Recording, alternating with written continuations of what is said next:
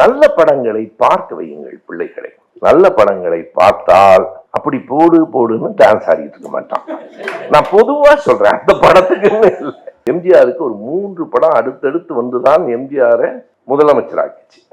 இந்த படங்கள் இங்க வந்து என்ன பண்ணுதுன்னா முதலமைச்சராக்கிட்டு போயிடுது. நம்ம கஷ்டப்படுறோம். வீரபாண்டிய கட்டபொம்மன்ல எங்க தலைவர் எப்படி நடிச்சிருக்கிறார் அப்படின்னு சிவாஜி கணேசன் கேட்டான். எம்ஜிஆர் ரசிகன் சொன்னா கடைசியா செத்துத்தாங்கடா போயிட்டாரு. கதைப்படி கட்டபொம்மன் எம்ஜிஆர் நடிச்சிருந்தா தூக்கில போட முடியுமாடான்னு கேட்டான்.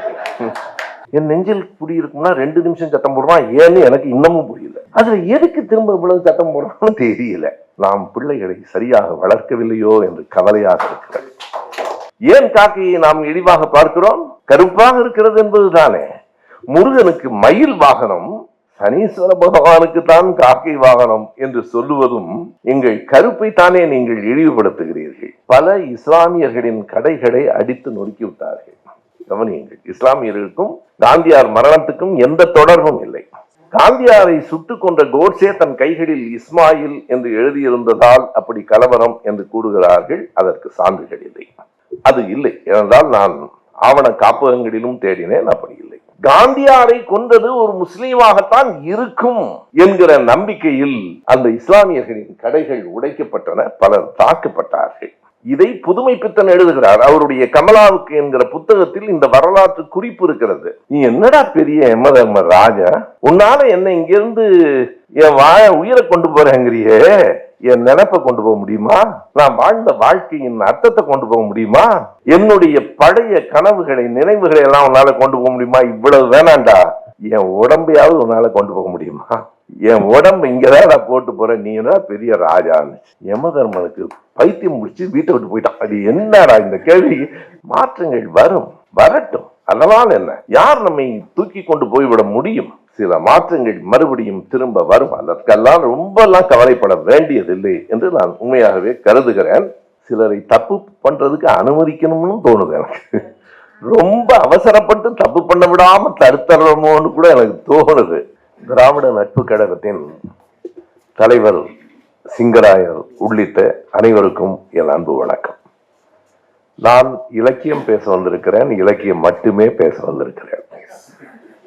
நான் ஏன் இலக்கியம் மட்டுமே பேசுகிறேன் என்று சொன்னேன் என்றால், இன்றைக்கு இருக்கிற இந்த அரசியல் சூழலில் உங்களால் எப்படி நிம்மதியாக இருக்க முடிகிறது என்று சிலர் கேட்கிறார்கள். நிம்மதியாக இருக்கலாம் என்றுதான் இலக்கியம் பேசுவோம் வாருங்கள் என்று அழைத்தோம். ஆனால் நாம் இன்னமும் இலக்கிய உலகத்திற்குள்ளும் இந்த அரங்கிற்குள்ளும் வரவே இல்லை. மறுபடியும் அவர்களிடமே சிக்கி கொண்டு விடுகிறோமோ என்கிற அச்சம் எனக்கு வருகிறது. இலக்கியம் அப்படி ஒன்றும் நமக்கு தொடர்பில்லாதது அல்ல. இதுல ஸ்ரீவித்யா எனக்கு இன்னொரு சிக்கலை வேறு ஏற்படுத்தி விட்டு போயிருக்கிறார். இலக்கியம் என்றால் என்ன, இலக்கணம் என்றால் என்ன, மறுபடியும் என்னை வாத்தியாராகவே கொண்டு வந்து நிறுத்தி, ஒன்றுமில்லை, நான் பேசி முடித்ததற்கு பிறகு இலக்கியம் என்றால் என்ன என்று நாம் எல்லோரும் சேர்ந்து உணர்வோம். சுருக்கமாய் ஒரு வரியை சொல்லிவிடுகிறேன். இலக்கை உடையது இலக்கியம் என்கிற அந்த சொல்லாடல் எல்லாம் அல்ல. இலக்கியம் என்பது வாழ்க்கையின் மொழிபெயர்ப்பு. வாழ்க்கை தான் இலக்கியம். வாழ்க்கையை எழுத்துகளில் நீங்கள் மொழிபெயர்த்தால் அதற்கு இலக்கியம் என்று பெயர். இருக்கட்டும், நான் இந்த தலைப்பை சற்று வேறுபட்டதாக இருக்கட்டும் என்றுதான் ஒரு கவிதை, ஒரு சிறுகதை, ஒரு திரைப்படம் என்று கொடுத்தேன். சிங்கராயர் கேட்டால் என்ன சிறுகதை பற்றி, எந்த கவிதையை பற்றி பேச இருக்கிறீர்கள் என்று. அவருக்கு நான் விடை சொல்லவில்லை. அதற்கு காரணம் சொல்லக்கூடாது என்பதல்ல, அந்த தலைப்பை கொடுத்த போது நானே முடிவு செய்யவில்லை. எந்த கவிதையை பற்றி, எந்த கதையை பற்றி பேச போகிறோம் என்று எந்த முடிவும் இல்லாமல் தான் நான் அதை கொடுத்தேன். எங்கே சிக்கல் வந்தது என்றால், ஏதேனும் ஒரு கவிதையை தேர்ந்தெடுப்பது என்றால் எந்த கவிதையை தேர்ந்தெடுப்பது என்பது பெரும் குழப்பமாக இருந்தது. புரட்சி கவிஞர் பாரதிதாசன் அழகின் சிரிப்பில் எழுதுவாரே, 7 எழுத்தேன் ஒரு கவி எழுதிட, என்னை எழுது என்றுதல் வானம் என்னை பற்றி எழுதுனது, கடல் என்னை பற்றி எழுதுன்றது, மலை என்னை பற்றி எழுதுன்றது. அதுபோல இன்குலாப் என் கவிதையை சொல்லென்றார், புரட்சி கவிஞர் பாரதிதாசன் என் கவிதையை சொல்லென்றார். ஏராளமான கவிதைகள். எந்த கவிதையை சொல்லுவது என்பது மட்டுமில்லை, சொல்ல போகிற கவிதைக்கும் கதைக்கும் திரைப்படத்துக்கும் ஏதேனும் ஒரு தொடர்பு இருக்க வேண்டும் இல்லையா? மலர்களை தொடுத்தால்தான் அது மாலை, இல்லை என்றால் அது உதிரி பூக்களாக நின்று விடும். ஆகவே நான் உதிரிப்பூக்கள் படம் பற்றி இப்போது பேசவில்லை. அதற்கான முன்னுரை என்று நீங்கள் கருதி கொள்ள வேண்டாம். எந்த கவிதையை எடுக்கலாம் என்று எனக்கு பிடித்த இன்குலாப் கவிதையை திரும்ப திரும்ப புரட்டி கொண்டிருந்தேன். பிறகு வேறு ஒரு கவிதையை, ஏனென்றால் இன்குலாப் பற்றி நான் நிறைய பேசியிருக்கிறேன், புரட்சி கவிஞர் பாரதிதாசனை பற்றி பேசியிருக்கிறேன், பாரதியாரை பற்றியும் பேசியிருக்கிறேன், வேறு யாரை பற்றியாவது பேசலாம் என்ற போது என்ன வியப்பென்றால், நான் யாருடைய கவிதையை பற்றி பேசப் போகிறேனோ அவர் தற்செயலாக இந்த அரங்கில் வந்து அமர்ந்திருக்கிறார். நான் பிருந்தாசாரதியினுடைய கவிதையிலிருந்து ஒரு கவிதையை பேசப் போகிறேன். அது அவருக்கும் தெரியாது, நேற்று வரை எனக்கும் தெரியாது. ஏன் அவரிடம் சொல்லவில்லை என்றால், நான் 2 நாட்களாக தொடர்ந்து சுற்றுப்பயணத்திலே இருந்தேன். பிறகு அந்த கவிதை எனக்கு நினைவு வந்தது. மிக அருமையானது ஒரு புத்தகம், தொட்டனை தூரும் மணற்கேணி என்று இப்போது ஒரு 6 மாதங்களுக்கு முன்னால் அவர் வெளியிட்டிருக்கிற ஒரு புத்தகம். அந்த புத்தகத்தில் இருக்கிற ஒரு கவிதை, நிறைய நல்ல கவிதைகள் இருக்கின்றன. காக்கை கோணம் என்று ஒரு கவிதை. நான் ஏன் அதை தேர்ந்தெடுத்தேன் என்பது உங்களுக்கு பின்னால் தெரியும். இந்த கூட்டம் 8:30 மணிக்கு முடிந்துவிடும் என்று குறிப்பிட்டிருக்கிறோம். அதற்குள்ளாகவே முடிந்துவிடும்.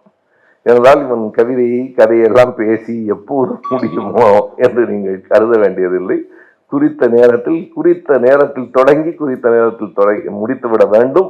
ஐயா தனிசுதாஸ் அவர்கள் கன்னியாகுமரியில இருந்து புறப்பட்டு வந்து தாம்பரத்தில இருந்து இங்கே வருவதற்கு கூடுதலாக நேரம் ஆகிவிட்டது என்று சொன்னார். நான் சொன்னேன், அப்படியே இருந்தாலும் முத்துக்குமரன் நன்றி உரை சொன்னதற்கு பிறகு கூட தனிசுதாஸ் அவர்கள் பேசலாம், இந்த வரிசையில் தான் பேச வேண்டும் என்பதெல்லாம் அல்ல. ஆனால் வந்திருக்கிறவரினுடைய நேரத்தை நாம் வீணாக்கிவிடக் கூடாது என்பதற்காக அந்த குறித்த நேரத்தில் தொடங்கினோம், குறித்த நேரத்தில் முடித்து விடுவோம். காக்கை கோணம் என்கிற தலைப்பு. எல்லோருக்கும் ஒவ்வொன்றை பற்றியும் ஒவ்வொரு கோணம் இருக்கிறது. நீங்கள் ஒரு பேச்சு, இங்கே அரசியல் செய்திகளை எல்லாம் பேசினார்கள். அந்த பேச்சை பற்றி நமக்கு ஒரு கோணம் இருக்கிறது, அவர்களுக்கு இன்னொரு கோணம் இருக்கு. எல்லோருக்கும் எந்த ஒன்றை பற்றியும் பல்வேறு விதமான கோணங்கள் இருக்கும். காக்கைக்கும் சில கோணங்கள் இருக்கின்றன என்கிறார் பிருந்தாசாரதி. ஏனென்றால் எப்போது பார்த்தாலும் காக்கைகளை நாம் இழிவாக பேசுகிறோம். மயிலுக்கு கொடுக்கிற மதிப்பை ஒரு நாளும் காக்கைக்கு கொடுப்பதே இல்லை. அந்த கோபத்தை தான் அந்த கவிதை சொல்லுகிறது. அதுவும் எப்படி மிக அழகாக சொல்லுகிறது என்றால், என் மனைவி கா கா கா என்று கத்திக்கொண்டே இருக்கிறாள், ஒரு காக்கையும் வரவில்லை. நம்ம ஆளுங்க எதுக்கு காக்கையை கூப்பிடுவான்னு தெரியும்ல. ஒரு அப்படித்தான் அந்த கவிதை தொடங்குகிறது. அமாவாசை படையலில் அதை கொடுப்பதற்காக கா கா என்று என் மனைவி கத்தினாள். கூட்டமாக வருகிற காக்கைகளில் ஒன்று கூட அன்று வரவில்லை. பிறகு நானும் எழுந்து போய் கத்தினேன். எனக்கும் என் மனைவிக்கும் இந்த அனுபவம் உண்டு. அடிக்கடி நாங்கள் அந்த குரலை எங்கள் வீட்டில் கேட்கிறோம். கா கா என்று கத்திக்கொண்டே இருப்பார்கள். காக்கையின் மீது அவ்வளவு அன்பு அல்ல, தங்கள் மீது கொண்ட அன்பு. அந்த அமாவாசை படையலை வைத்தால்தான் தங்கள் முன்னோர்கள் வந்து அதனை உண்டு செல்வதாக ஒரு நம்பிக்கை. காக்கை கடைசியாக போனால் போகிறது என்று இறக்கப்பட்டு ஒரு காக்கை வந்தது. அந்த காக்கை கரைந்ததற்கு பிறகு வேறு சில காக்கைகளும் வந்தன. அந்த காக்கைகள் பேசிக்கொண்டன. நாம் தான் இவர்கள் வைக்கிற உணவை எடுப்பதில்லை என்று முடிவெடுத்திருக்கிறோமே, பிறகு எதற்கு நீ வந்தாய், பிறகு எதற்கு எங்களையும் அடைக்கிறாய்? இவன் கேட்கிறான், நாங்கள் வைக்கிற உணவை நீங்கள் எடுப்பதில்லை என்று பேசிக்கொண்டீர்களா? எங்கள் மொழி உங்களுக்கு எப்படி தெரியும் என்று கேட்கிறான். அந்த காக்கை இன்னொரு கேள்வி கேட்டிருக்கலாம், நாங்கள் பேசுவது உனக்கு எப்படி தெரியும் என்று. அதாவது பேசிக்கொள்வதான ஒரு கற்பனை தான். ஏன் நாங்கள் வைக்கிற உணவை எடுக்க வேண்டாம் என்று முடிவெடுத்தீர்கள்? அந்த காக்கைகள் சொல்கின்றன, காரணம் இருக்கிறது. எப்போதுமே நீங்கள் எங்களை இழிவாகத்தான் நடத்துகிறீர்கள். இது கூட அமாவாசைக்குத்தானே வைக்கிறேன், எனக்கா வைக்கிறேன் நீ? பழமொழி சொல்லுகிற போது கூட காக்கைக்கும் தன் குஞ்சு பொன் குஞ்சு என்கிறீர்கள். அது என்ன காக்கைக்கும்? அதுவே காக்கையை இழிவுபடுத்துவது.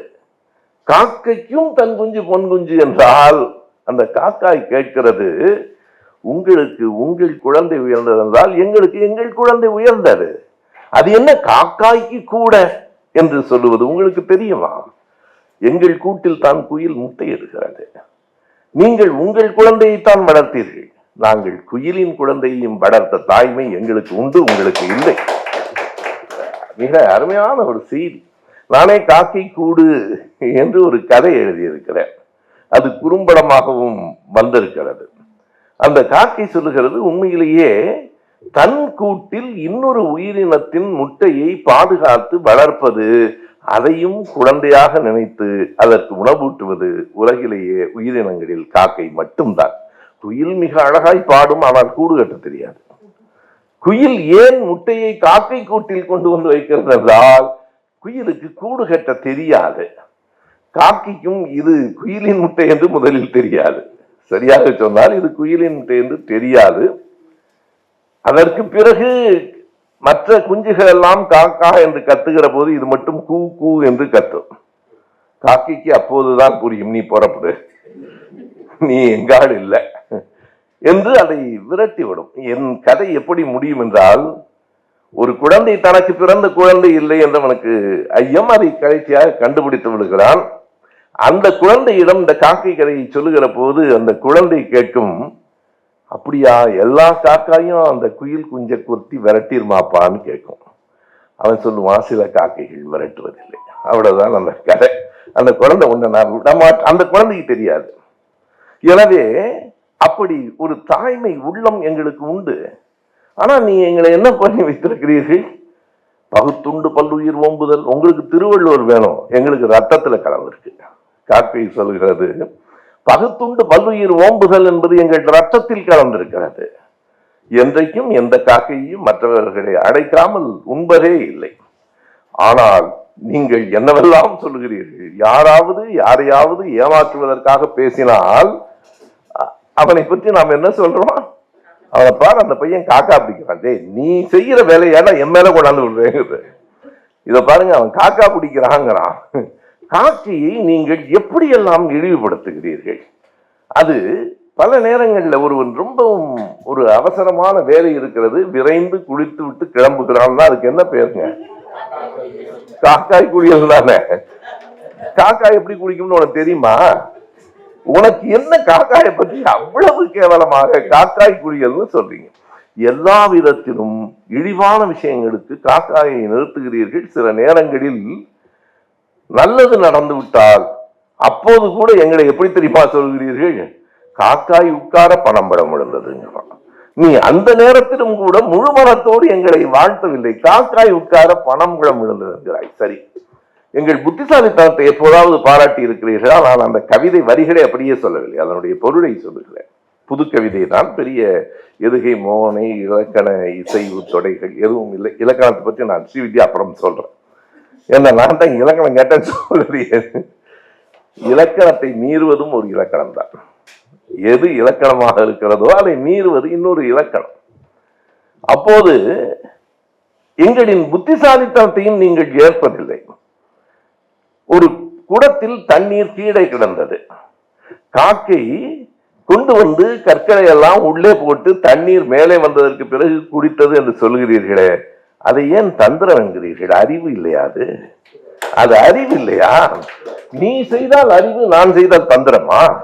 அந்த காக்கை கேட்கிற கேள்வி உண்மையாக காக்கை கேட்டால் நம்ம எப்பவோ கூனி குறுகி போயிருப்போம். கேட்ட கேள்விகள் அனைத்தும், ஓ, காக்கைக்காக பேச ஒரு கவிஞன் இருந்திருக்கிறான் இருக்கிறான் என்பது ஒரு பெரிய மகிழ்ச்சி இல்லையா? பிருந்தாசாரதியை நான் வெறுமனே அந்த அழைப்பை மட்டும்தான் நான் அனுப்பினேன். அவர் இயல்பாக வருவது போல வந்திருக்கிறார். காக்கை சொல்லுகிறது, எங்களின் புத்திசாலித்தனத்தை பாராட்ட உங்களுக்கு மனம் இல்லை, ஆனால் எங்களை பற்றி என்னென்ன கதை சொல்லுகிறீர்கள்? சின்ன குழந்தையிலிருந்து காக்கா பாட்டி கதை கேட்டா எல்லாருக்கும் தெரியும் தானே. ஒரு பாட்டி வடை சுட்டாங்களாம், காக்கா திருடிட்டு போயிடுச்சான். அதற்கு பிறகு நரி பாராட்டி சொன்னதற்கு பிறகு, நீ எவ்வளவு அழகா பாடுவேன்னு சொன்னதற்கு பிறகு காக்கா ஏமாந்ததாம். 4 வரிகளில் பிருந்தாசாரதி சொல்லுவார், திருடுவதும் பாராட்டி மகிழ்வதும் பாராட்டில் மகிழ்வதும் உங்கள் குணம்.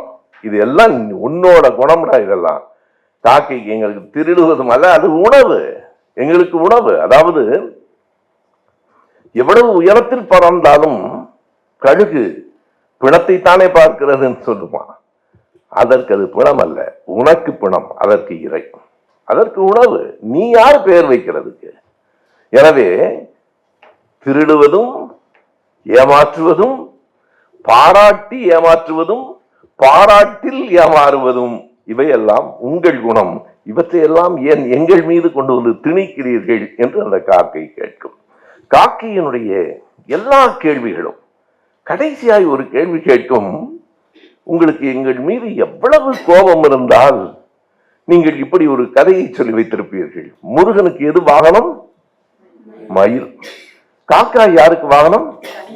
சனீஸ்வர பகவான். ஏன் அதுல கூட ஏனென்றால் கடைசியாய் காரணம் சொல்லும், மயில் சிவப்பாய் இருக்கிறது, அழகாய் இருக்கிறது, நான் கருப்பாய் இருக்கிறேன் என்பதுதானே உங்களுக்கு கோபம். ஏன் காக்கையை நாம் இழிவாக பார்க்கிறோம்? கருப்பாக இருக்கிறது என்பதுதானே. முருகனுக்கு மயில் வாகனம், சனீஸ்வர பகவானுக்கு தான் காக்கை வாகனம் என்று சொல்லுவதும் எங்கள் கருப்பை தானே நீங்கள் இழிவுபடுத்துகிறீர்கள். கவிஞர் பல புகழேந்தி சேலத்துல காக்கை பற்றிய ஒரு புத்தகமே சின்னதாக எழுதியிருக்கிறார். காக்கை பற்றியே ஒரு பாட்டு, ஒரு புத்தகம்.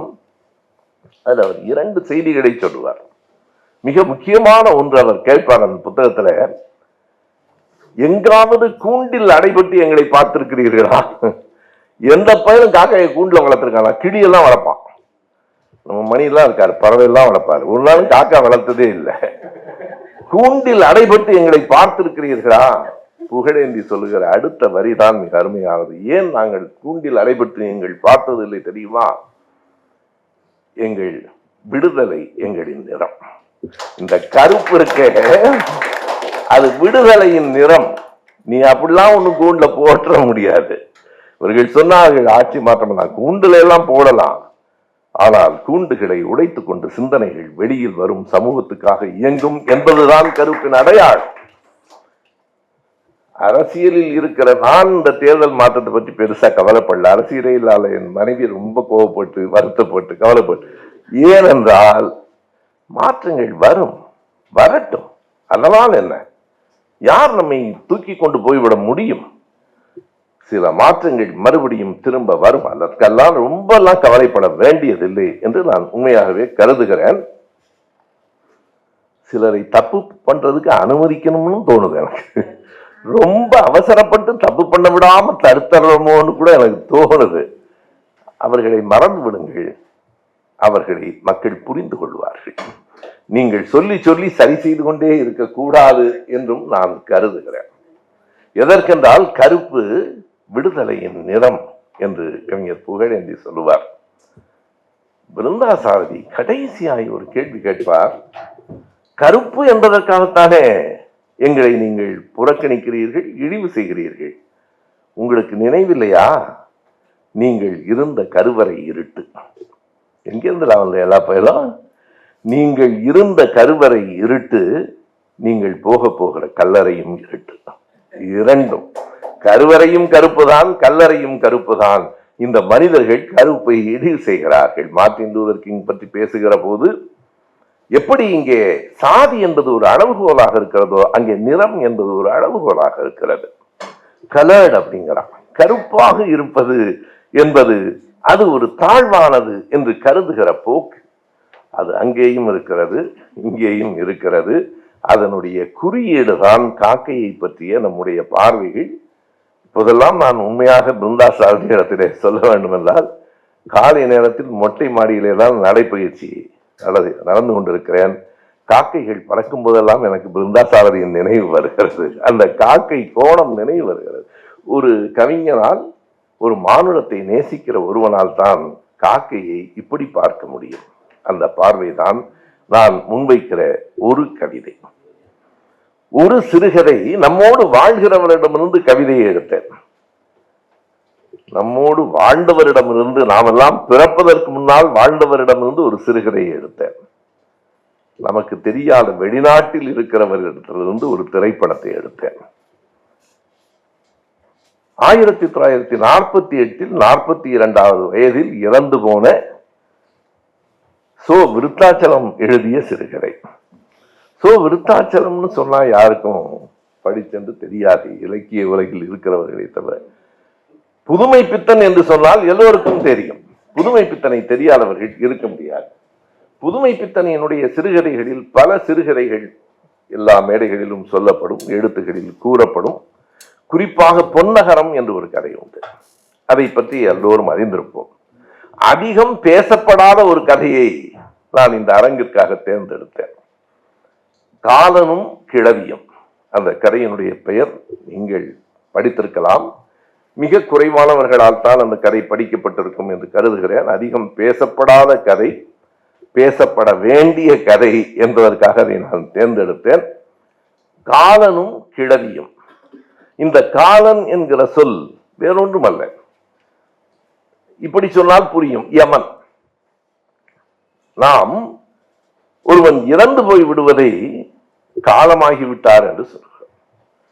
ஐயா பெரியார் இடத்துல ஒரு முறை வந்து அந்த அச்சுக்கோர்க்கிற தோழர் கேட்கிறார், ஐயா அவரு இறந்து போயிட்டாரு, காலமாகி விட்டார்னு போடவா மறைந்து விட்டார்னு போடவா? பெரியார் சொன்னார், செத்து போயிட்டவரை செத்து போயிட்டார்னு போடுனார்.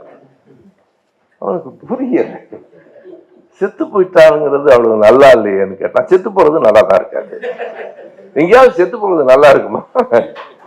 ஏனென்றால் எதையும் நாம் இயல்பாக பேசுவதற்கு தயங்குகிறோம். காலமாகிவிட்டார் என்பதே இந்த காலன் என்கிற சொல்லில் இருந்து வருகிறது. காலத்தோடு கரைந்து விடுவது. காலமாகிவிட்டார், காலனால் கொண்டு போய்விட்டார். காலனும் கிழவியும் என்பது யம தர்மன். அதுவும் யமன் மட்டுமல்ல, யம தர்மன். யம தர்மனும் ஒரு மூதாட்டியும் என்று அதை வைத்துக் கொள்ளலாம். இது யமதர்மனுக்கும் மூதாட்டிக்கும் இடையில் நடக்கிற ஒரு பேச்சு. அந்த கதை ஒவ்வொருவரும் நாம் படிக்க வேண்டும். என்னால் அந்த கதையை சிரிக்காமல் படிக்கவே முடியவில்லை. சிரிக்காமலும் சிந்திக்காமலும் படிக்க முடியவில்லை. புதுமை பித்தன் சொல்லி இருக்கிற செய்தியை விட அந்த சொல்லி இருக்கிற அழகு. வெறும் 42 வயது தான் வாழ்ந்தார். இன்றைக்கு வரைக்கும் அந்த சிறுகதையை மிஞ்சி நம்மால் சொல்ல முடியவில்லை. அவர் எழுதியிருக்கிற பல கதைகள். அவர் கடலூர் மாவட்டத்திலே தான் பிறந்து வளர்ந்தார். பிறகு சொந்த ஊரான திருநெல்வேலியில இருக்கிற போதுதான் எழுதினார். அவர் எழுதிய கதைகள் மட்டுமல்ல, தன் மனைவிக்கு அவர் எழுதிய கடிதமும் இலக்கியம். கமலாவுக்குன்னு ஒரு புத்தகம் இருக்கிறது.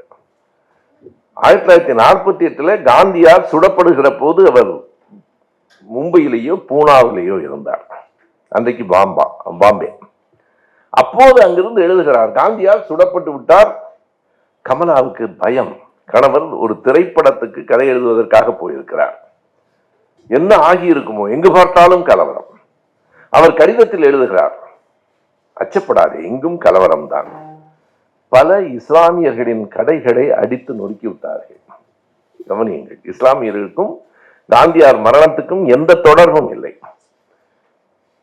காந்தியாரை சுட்டுக் கொண்ட கோட்சே தன் கைகளில் இஸ்மாயில் என்று எழுதியிருந்ததால் அப்படி கலவரம் என்று கூறுகிறார்கள். அதற்கு சான்றுகள் இல்லை. நாம் நமக்கு எதிர்கருத்து உடையவர்கள் என்றாலும் பொய்யான கருத்துக்களை ஒரு நாளும் ஓரரங்கிலும் கூறக்கூடாது என்பது அறம். முதலில் நாம் அதை உறுதியாக ஏற்க வேண்டும். அது இல்லை ஏனென்றால் நான் ஆவண காப்பகங்களிலும் தேடினேன், அப்படி இல்லை.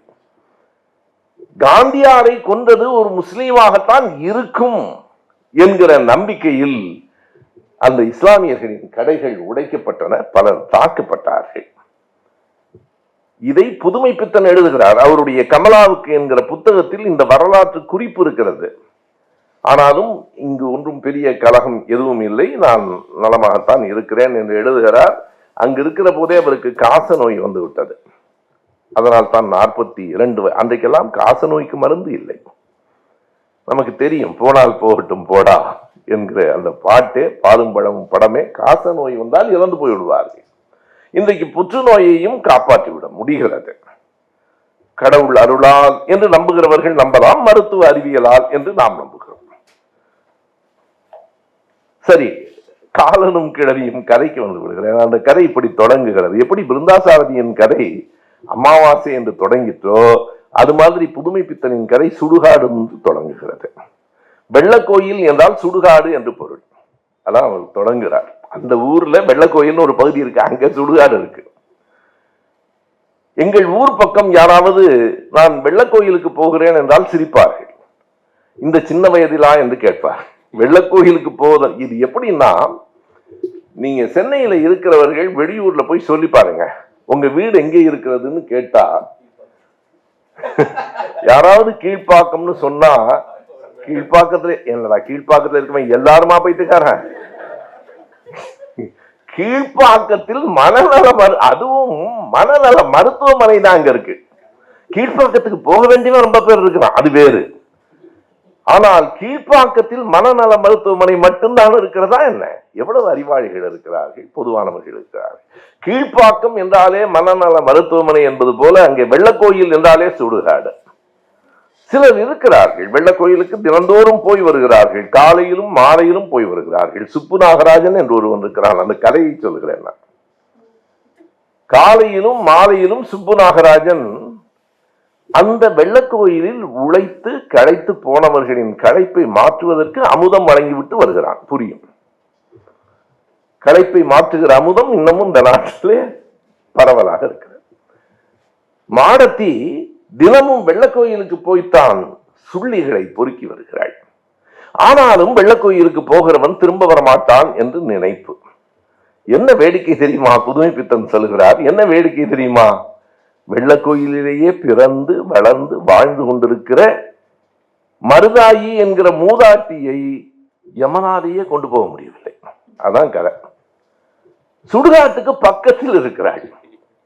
சுடுகாட்டுக்கு பக்கத்தில் வாழ்வது என்பதே, சில பேர் சுடுகாட்டுக்கு போனாலே பயமா இருக்குங்களா, சிலர் அங்கே வாழ்றான். நான் கூட்டங்களில் சொல்லி இருக்கிறேன், ராஜாஜி அவர்கள் சேலத்தினுடைய நகர்மன்ற தலைவராக இருந்த போது ஒரு பெரிய விவாதம் வந்தது. அந்த சுடுகாட்டு சுவரை சுற்றி சுற்றுச்சுவர் கட்ட வேண்டுமா வேண்டாமா, அது பண விரயம் வேண்டாம், இல்லை இல்லை தேவை கட்ட வேண்டும். ராஜாஜி கடைசியாக சொன்னார் வேண்டாம். ஏன் வேண்டாம் என்று அவர் உறுதியாக குறிப்பிட்டார் என்றால், சுடுகாட்டுக்கு உள்ளே இருக்கிறவன் எவனும் வெளியே வர முடியாது, வெளியே இருக்கிறவன் எவனும் உள்ளே போக விரும்ப மாட்டான். பிறகு எதற்கு சுற்றுச்சுவர் என்று கேட்டார். எவனும் உள்ளே போக விரும்ப மாட்டான்.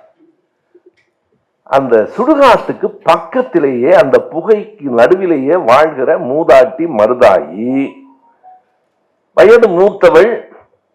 அவளுடைய கணவன் தண்ணி அடிச்சே செத்து போயிட்டான்.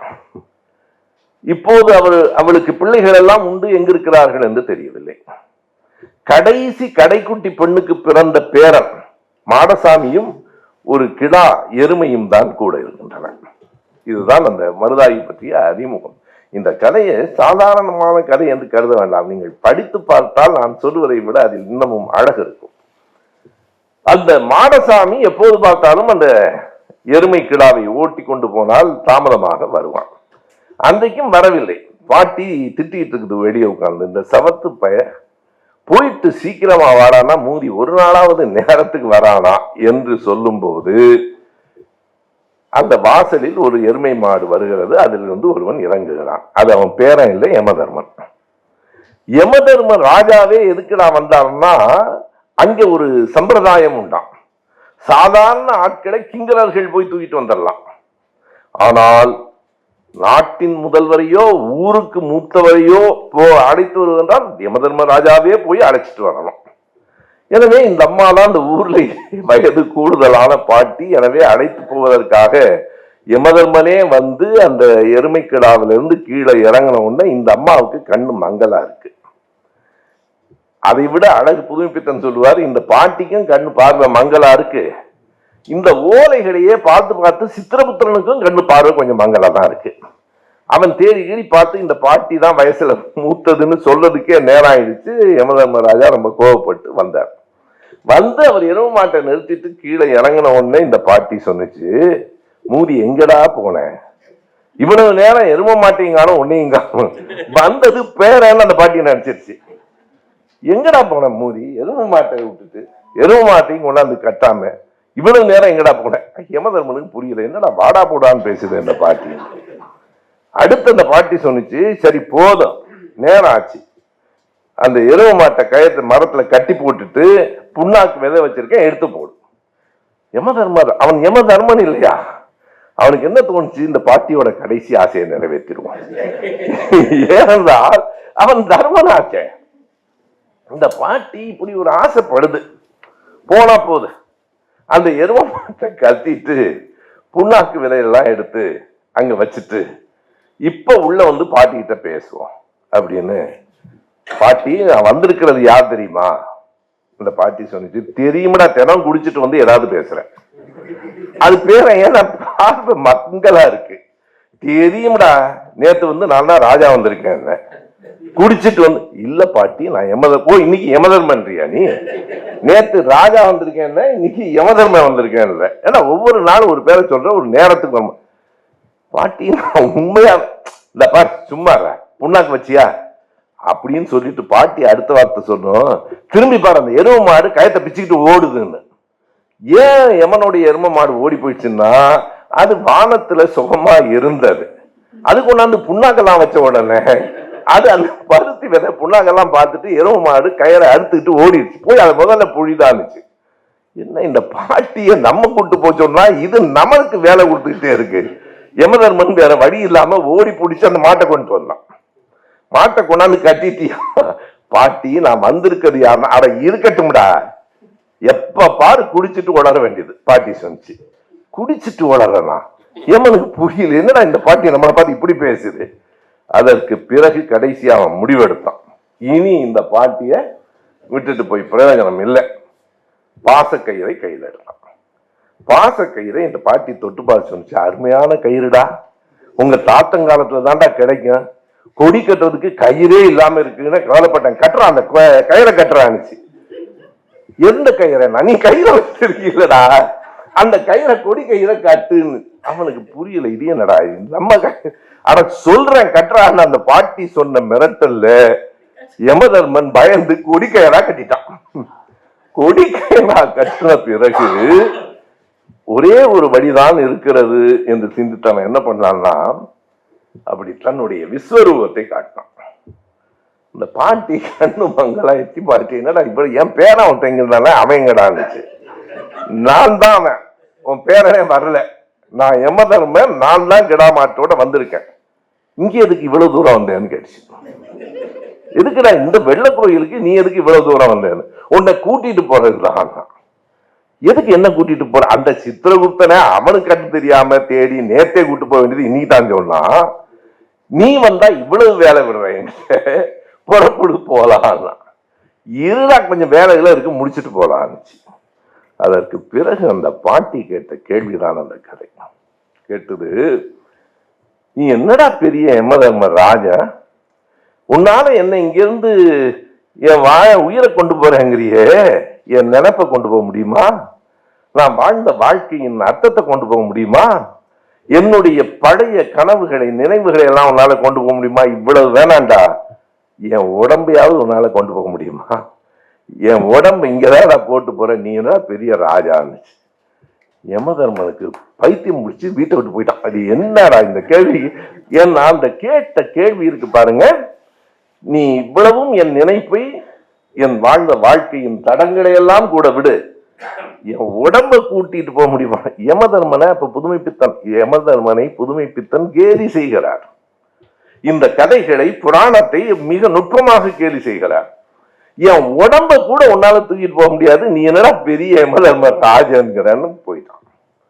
என்ன செய்வதுன்னு புரியாமல் வெளியே போய் வானத்துக்கு போகிற போதுதான் அவனுக்கு சுளீர் என்று ஒரு செய்தி நினைவுக்கு வந்தது. அடடா, பாசக்கயிறை வேற விட்டு போயிட்டோமே, பாசக்கயிறு தான் கொடி கயிறை கட்டிட்டாங்க. அந்த நேரத்தில் பேரன் மாடசாமியும் கிடாயருமையும் வந்தார்கள். என்ன பாட்டி, என்னமோ கயிறு நல்ல கயிறுலாம் கட்டி வச்சிருக்கிற. பாட்டி சொன்னிச்சு, அடையாண்டா கேட்கிற, யமதர்மராஜனே வந்தாண்டா என்னை கூட்டிட்டு போறதுக்கு. யமதர்மராஜன் வந்துட்டு அவன் பாசக்கயிறை தான் கட்ட சொல்லிட்டேன், இந்த மாட்டுக்கெல்லாம் அந்த புண்ணாக்கு விதையெல்லாம் வைக்க சொன்னேன். பேரன் சொன்னா, பாட்டியும் குடிச்சிட்டு ஓடுறது போல இருக்கு. அவ்வளவுதான்.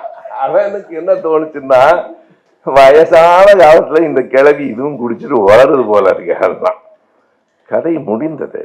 ஆனால் என்ன என்றால், இந்த கதைக்குள் புதுமைப்பித்தனினுடைய அந்த எள்ளல் நையாண்டி மக்கள் நம்புகிற செய்தியை நம்புகிற மாதிரி எடுத்துக்கொண்டு யமதர்ம ராஜாவுக்கு உள்ள மரியாதை எல்லாம் கொடுத்து, அதுக்கப்புறம் அவனை அவமானப்படுத்துவது, எல்லா மரியாதையும் கொடுத்து. கடைசியாய் ஒரு திரைப்படம். பிறகு இந்த மூன்று பற்றியும் சேர்த்து நான் சில செய்திகளை பேச வேண்டும். ஒரு திரைப்படத்தை எங்கே எடுக்கலாம்னு யோசிச்சு, இப்ப கூட நாங்க ஒரு திரைப்படம் பார்த்தோம், 100 சாமின்னு. அதை பேசலாமான்னு கருதுனேன். பேசப்பட வேண்டிய படம் அது. பிள்ளைகள் அம்மாவுக்கு, விதவையாக இருக்கிற அம்மாவுக்கு திருமணம் செய்து வைக்கிற கதை. பேசலாமா அப்படி தோன்றியது. நம்மோடு வாழ்கிற பிருந்தாசாரதியின் கவிதையை எடுத்தேன். 80 ஆண்டுகளுக்கு முன்னால் மறைந்த புதுமை பித்தனின் கதையை எடுத்தேன். இன்னும் கொஞ்சம் தொலைவாக போய் யாராவது ஒரு திரைப்படத்தை எடுக்கலாம் என்கிற போது பிரான்ஸ் நாட்டை சார்ந்த ஆல்பர்ட் அமோரிஸ் எழுதியிருக்கிற லெமோரிஸ் என்று நினைக்கிறேன், ஒரு சின்ன திரைப்படத்தை எடுத்தேன். அந்த படத்தை நான் பார்த்ததில்லை. பார்க்காத படத்தை பற்றி ஏன் பேசுறேன்னு கேட்கலாம். நான் ஒரு முறை நம்ம ஐயா ஆசிரியத்தை இந்த அழகர் சாமி குதிரைன்னு நினைக்கிறேன், அந்த படம் பற்றி நான் கலைஞர் தொலைக்காட்சியில பேசினேன். அதை கேட்டுட்டு ஆசிரியர் எனக்கு தொலைபேசி, அடடே ரொம்ப நல்லா இருக்கு இந்த கதை, எங்க ஓடுதுனார். ஐயா நான் இன்னும் பார்க்கல. பார்க்காத படத்தை பத்தி இவ்வளவு விரிவா பேசுறீங்க. பார்க்கலையா, கேட்டதான். செய்தி நல்லா இருந்தது, மக்களுக்கு சொல்லிடலாமே, உங்களை நம்பவே முடியாது போல இருக்கேன். நான் நீங்க சொல்றதை கேட்ட உடனே ஒவ்வொரு காட்சியும் ரசிச்சு பார்த்துருக்கிறீங்கன்னு நான் நினைச்சேன். நான் படமே இன்னும் பார்க்கல, அதற்கு பிறகுதான் பார்த்தேன். இந்த படத்தை எனக்கு அறிமுகப்படுத்தியவர் நம் தமிழ் திரைப்பட இயக்குனர் சீனு ராமசாமி. அந்த புத்தகத்தை வெளியிட்டது சந்தியா பதிப்பகம். சில நல்ல பதிப்பகங்களையும், நாம் கலைஞட்டை பதிப்பகம்னு ஒரு பதிப்பகம் வைத்திருக்கிறோம், புத்தகங்களை வெளியிடணும்னு நினைக்கிறோம். நல்ல புத்தகங்களை மட்டுமல்ல, நல்ல பதிப்பகங்களையும் அறிமுகப்படுத்த வேண்டும். அப்படிப்பட்ட ஒரு நல்ல பதிப்பகத்தை தொடர்ந்து நடத்தி கொண்டிருப்பவர்கள் ஏன் அந்த நல்ல நல்ல புத்தகங்கள். இதை பேசுவது இன்று மாலை பொழுதை போக்குவதற்காக இல்லை, நம் தோழர்கள் புத்தக நிலையங்களுக்கு போக வேண்டும் என்பதற்காக, புத்தகங்களை படிக்க வேண்டும் என்பதற்காக. இது கதை இல்லைன்னா இது கலாலட்சேபம் ஆயிடும். நீங்கள் படிக்க தூண்டவில்லை என்றால், இந்த பேச்சு உங்களை படிக்க தூண்டவில்லை என்றால், இது இன்னொரு விதமான கலாகாலட்சேபம். அப்படி அல்ல. இப்போ ஒரு புத்தகம் படித்துக் கொண்டிருக்கிறேன், அது ஆங்கிலத்தில் டெமோக்ரசி ஆஃப் சோசியல் லைஃப், தமிழில் வந்திருக்கிறது. நான் தமிழில் தான் படித்துக் கொண்டிருக்கிறேன். சுந்தர் சருக்கை எழுதியது, யார் என்று எனக்கு தெரியாது. ஜனநாயகத்தின் சமூக இருப்பு. உண்மையை சொன்னால் நான் தேடி கூட வாங்கவில்லை. ஒரு கூட்டத்திற்கு போயிருக்கிற போது கொடுத்தார்கள். கூட்டத்தில் கொடுக்கிற புத்தகங்களை புரட்டி பார்த்தால் இந்த புத்தகம் படிக்க படிக்க எனக்கு பல செய்திகளை கொண்டு வந்து கொடுத்தது. ஜனநாயகத்தின் சமூக இருப்பு, டெமோக்ரசி ஆஃப் சோசியல் லைஃப் என்ற ஆங்கிலத்தில் எழுதப்பட்டிருக்கிற புத்தகம். அப்படித்தான் அதனை எதிர் வெளியீடு வெளியிட்டிருக்கிறது. எதிர் மிக நல்ல புத்தகங்கள் பலவற்றை கொண்டு வந்திருக்கிற ஒரு பதிப்பகம். பிருந்தாசாரதியின் புத்தகத்தை டிஸ்கவரி பப்ளிகேஷன்ஸ் வெளியிட்டிருக்கிறார்கள். புதுமை பித்தன் கதை பல முறை வெளியிடப்பட்டிருக்கிறது. இந்த சீனு ராமசாமி எழுதியிருக்கிற சினிமாவின் ஆன்மா, அதான் அந்த புத்தகத்தினுடைய பெயர். ஆன்மா என்பதை ஜீவன் என்று எடுத்துக்கொள்ளலாம்.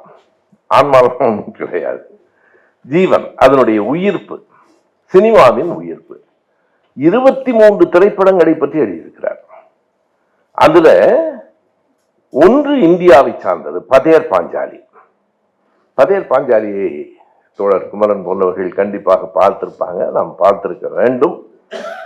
அதுல ஒரு காட்சி வரும், பதேர் பாஞ்சாலி. அந்த 20 படங்களை பற்றியும் 3 கட்டுரைகளுமாக மொத்தம் 23 கட்டுரைகள் இருக்கின்றன.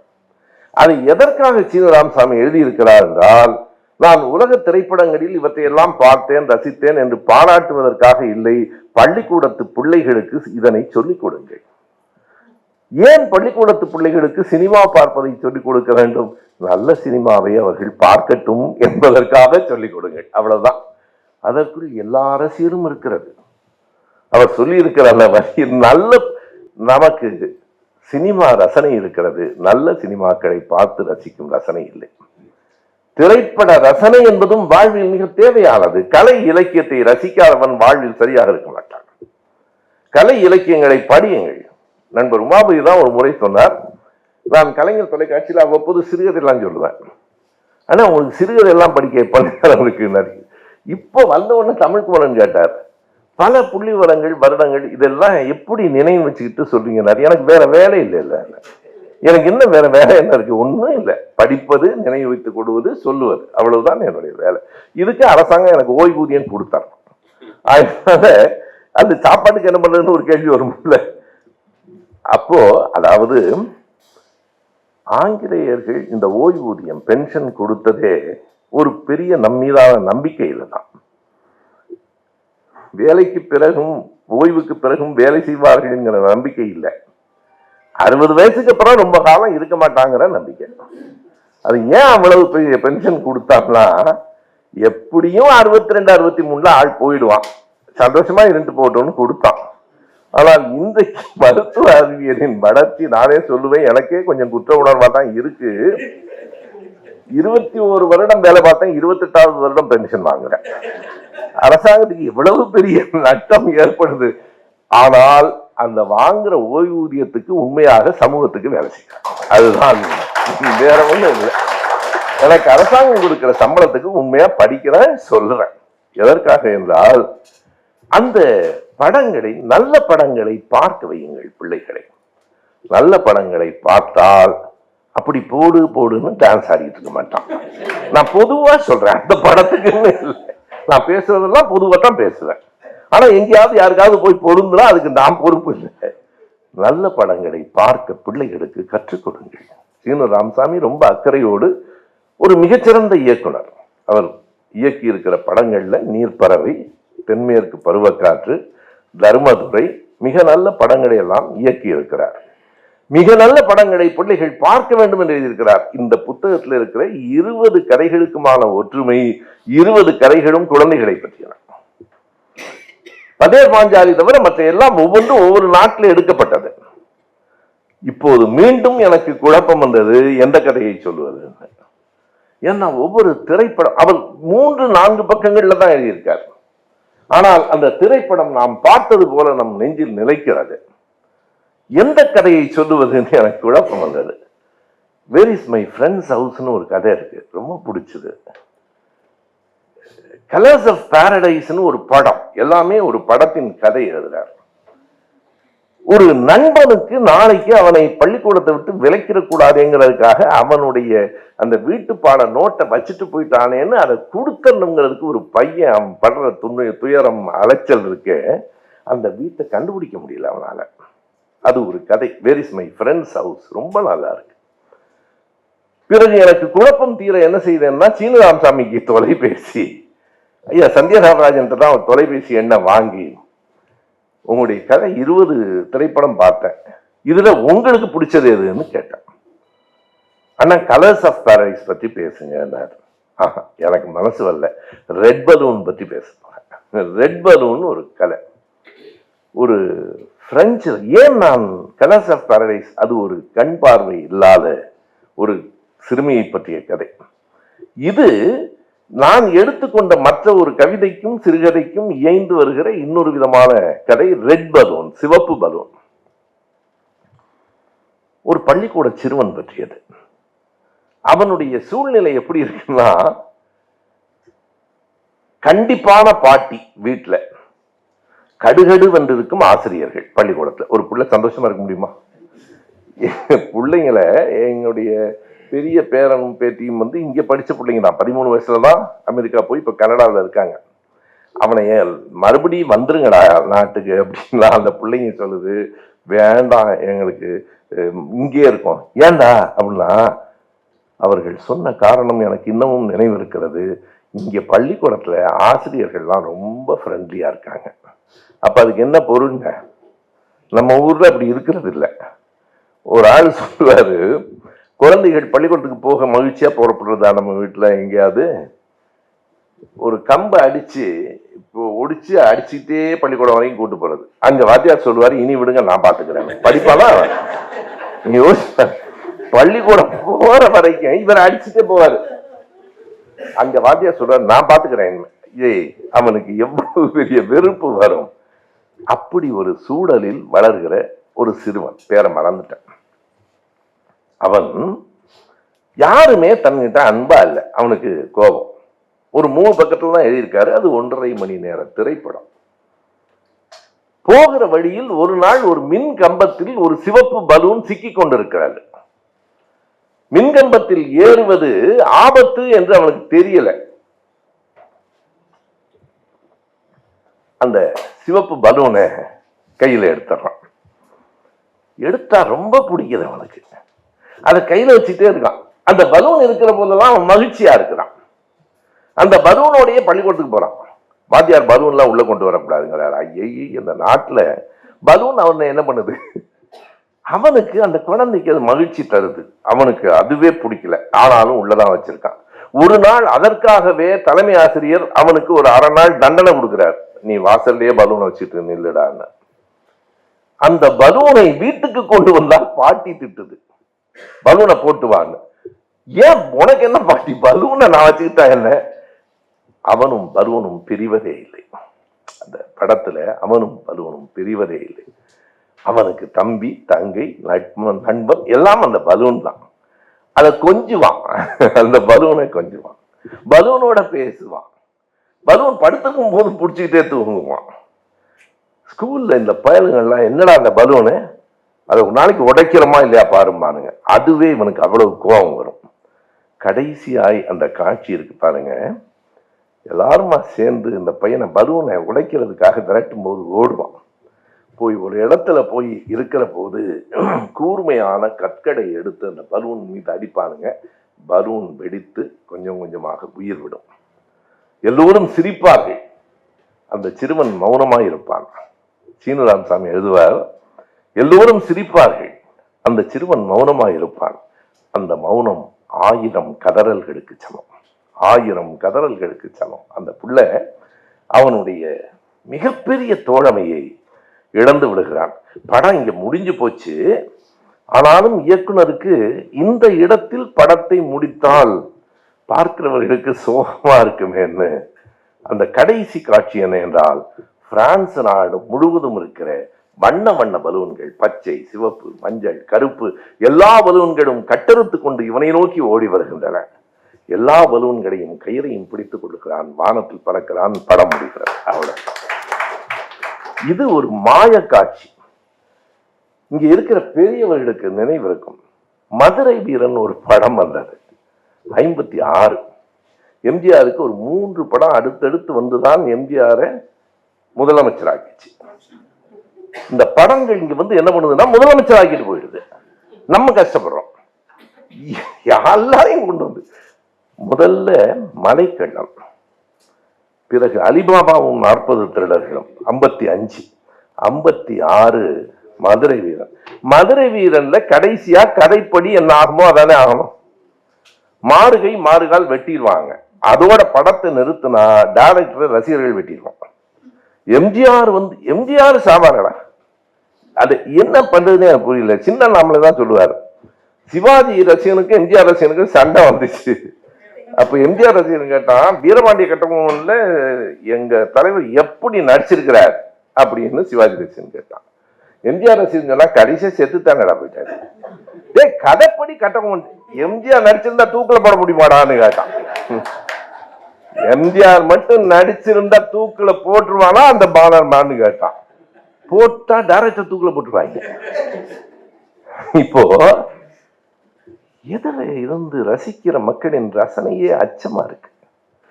என் நெஞ்சில் குடியிருக்கும்னா 2 நிமிஷம் சத்தம் போடுறான், ஏன்னு எனக்கு இன்னமும் புரியல. அதுல எதுக்கு திரும்ப இவ்வளவு சத்தம் போடுறான்னு தெரியல. நாம் பிள்ளைகளை சரியாக வளர்க்கவில்லையோ என்று கவலையாக இருக்கிறார்.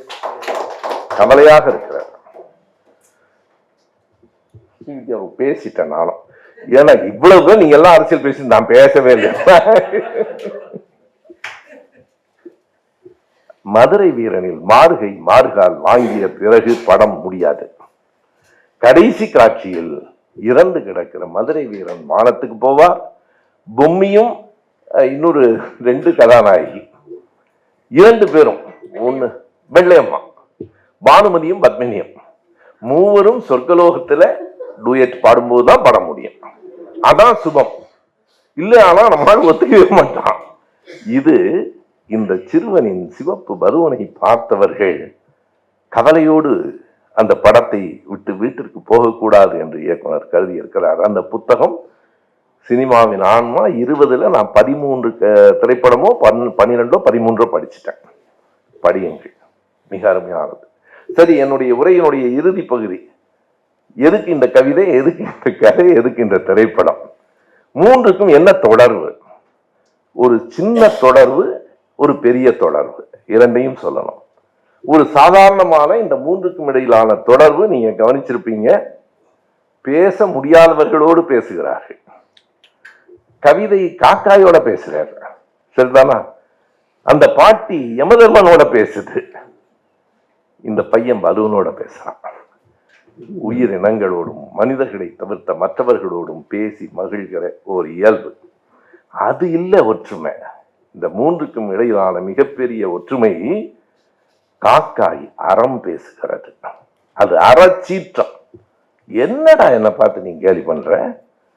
காக்காயின் கவிதை அறச்சீற்றம். புதுமை பித்தனின் கதை அறிவு நுட்பம். அறிவு நுட்பம். என்னடா பெரிய யமதர்மன்னி, அது அறிவு நுட்பம். சிவப்பு பருவத்தில் சொல்லப்பட்டிருப்பது அன்பின் ஆளுமை. எனவே அறச்சீற்றமும் அறிவின் நுட்பமும் அன்பின் ஆளுமையும் தான் இந்த உலகத்தை ஆள வேண்டும். இவை மூன்றும் தான், அன்பும் அறமும் அறிவும். வள்ளுவர் கூட என்ன, அந்த குறளை நாம பெரும்பாலும் அதுக்கு பொருள் புரியாது, நம்ம இப்படி சொல்ற வரைக்கும் புரியவே புரியாது. திருமண வீடுகள்ல நான் சொல்லியிருக்கேன், அன்பும் மரணம் உடைத்தாயின் இல்வாழ்க்கை பண்பும் பயன், அப்படி படிக்கிற வரைக்கும் புரியாது. அன்பும் அறனும் உடைத்தாயின் இல்வாழ்க்கை பண்பும் பயனும். அது அன்புதான் இல்வாழ்க்கையின் பண்பு, அறம்தான் இல்வாழ்க்கையின் பயன். இது இரண்டையும் நிறுத்தி, அது இரண்டையும் நிறுத்தி வள்ளுவர் சொன்னார். அன்பும் அறிவும் வேண்டும், அது அறத்தின் வழி நின்றாக வேண்டும். வாழ்க்கை அவ்வளவுதான், அறம் சார்ந்த வாழ்வுதான். நீங்க, நான் பொருட்பாலுக்கு போது உரை எழுதி கொண்டிருக்கிறேன், அத்தனை பொருட்பாலிலும் அறமே அடிப்படையாக இருக்கிறது. கல்வி என்றாலும் அறமே அடிப்படையாக இருக்கிறது. அறத்துப்பால் அடுத்து பொருட்பால், அடுத்து இன்பத்துப்பால் இல்லை. அறத்துப்பால் அடித்தளம், அதன் மீது எழுப்பப்பட்ட ஒரு கட்டிடம் பொருட்பால், இன்னொரு கட்டிடம் காமத்துப்பால். காமத்தை வள்ளுவன் ஏற்றான், அறம் சார்ந்த காமத்தை. பொருள் செய்க பொருளை என்று வள்ளுவன் சொன்னான், அறம் சார்ந்து பொருளை. இல்லை என்றால் நீ சேர்க்கிற பொருளும் இன்பமும் சரியில்லை என்று இதில் மூன்றையும் நீங்கள் நினைத்து பாருங்கள். ஒன்று அறம், இன்னொன்று அறிவு, மூன்றாவது அன்பு. இந்த மூன்றையும் தான் நான் எடுத்து சொல்ல வேண்டும் என்பதற்காக இந்த இடை ஓடுகிறது என்பதனால் இந்த மூன்றையும் தேர்ந்தெடுத்தேன். பாரதியாரின் பாடலோடு நான் உரையை நிறைவு செய்கிறேன். பாரதியாரான்லாம் பார்க்க வேண்டாம், யாராக இருந்தாலும் நமக்கு நல்லதை யார் சொன்னாலும் ஏற்கலாம். பாரதியின் பாட்டில் உங்களுக்கு பிடித்த வரிகள் எவை என்று கேட்டால் எல்லோரும் எத்தனையோ வரிகளை சொல்லுவார்கள். எனக்கு பிடித்த 2 வரிகள் உண்டு. எது கல்வி, எது வாழ்க்கை என்பதை பாரதி ஒரு இடத்திலே சொன்னார். நீதி நிறைந்த மதி கல்வி. நீதி என்பது அறம். இந்த அறிவு என்பது அறம் சார்ந்ததாக இருக்க வேண்டும். நீதி நிறைந்த மதி கல்வி, அன்பு நிறைய உடையவர்கள் மேலோர். யார் மேலோர்? அன்பு நிறைய உடையவர்கள் மேலோர், அவ்வளவுதான். நீதி நிறைந்த மதி கல்வி, அன்பு நிறைய உடையவர்கள் மேலோர் என்கிற இந்த மூன்றையும், அன்பையும் அறிவையும் அறத்தையும் சேர்ப்பதற்காக இந்த கவிதையும் கதையும் திரைப்படமும் நமக்கு பயன்படட்டும். இந்த கவிதை, கதை, திரைப்படம் பற்றி பேசுவது உங்களுக்கு பிடித்திருக்கிறது என்று சொன்னால் 6 மாதங்களுக்கு பிறகு இன்னொரு கவிதை, இன்னொரு சிறுகதை, இன்னொரு திரைப்படம் பற்றி பேசலாம். எல்லாம் சரி, இலக்கியத்துக்கு இலக்கணத்துக்கும் இலக்கணம் சொல்லலையேங்கிற வாழ்க்கை தான் இலக்கியம் என்பதற்கு இந்த கவிதையை, இந்த கதையை, இந்த திரைப்படத்தை விட வேறு சான்றுகள் இருக்க முடியாது. இந்த வாழ்க்கையை ஒழுங்குபடுத்துவதுதான் இலக்கணம். இலக்கணம் என்பது இலக்கியத்திற்கு மட்டும் உரியதில்லை, நம்முடைய ஒவ்வொரு நாள் வாழ்க்கைக்கும் உரியது. இலக்கணத்தோடு கூடிய இலக்கியமாய் நாம் எல்லோரும் வாழ்வோம். இதுக்கு மேல விளக்கம் தனியா ஒரு நாளைக்கு பேசுவோம். நன்றி.